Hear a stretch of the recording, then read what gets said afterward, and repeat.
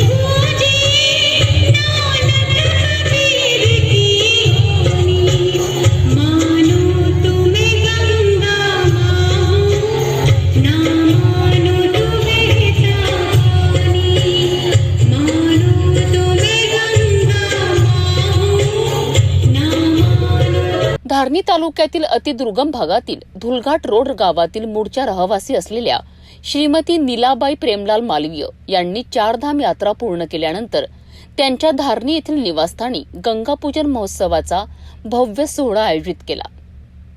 या महोत्सवात शेकडो जोडप्यांनी पारंपरिक वेशभूषेत कलश यात्रा काढत भक्तिभाव व्यक्त केला।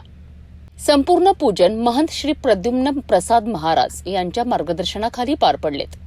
या सोहळ्याच्या निमित्ताने महाप्रसाद, गंगाजल, तीर्थ, भेटवस्तू यांचे वितरण करण्यात आले।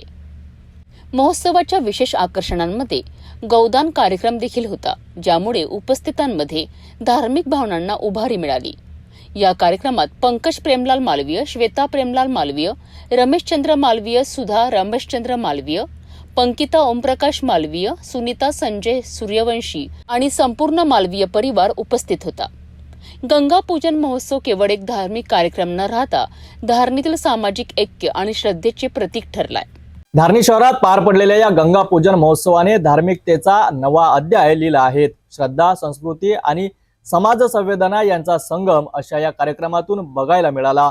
अशा धार्मिक उपक्रमामुळे आपली संस्कृती जिवंत राहते, हीच आपल्या सर्वांची खरी संपत्ती आहे।